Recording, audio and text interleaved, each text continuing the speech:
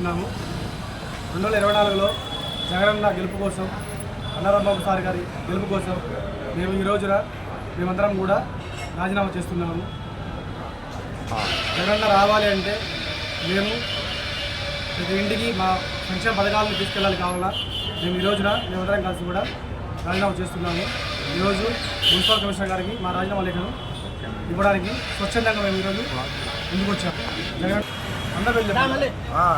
మూర్చిపోయే colony మరియు Rajanagar colony, Bilal మసీద్ 7వ సచివాలయము, 8వ సచివాలయము, 9వ సచివాలయం నుండి మేమందరం కూడా స్వచ్ఛందంగా ఈ రోజున వాలంటీర్కి నిధుల నుండి జగనన్న కోసం మళ్ళీ జగనన్న తీసుకురావడానికి కోసం మేమందరం కూడా ఈ రోజున రాజీనామా చేయడం జరిగింది.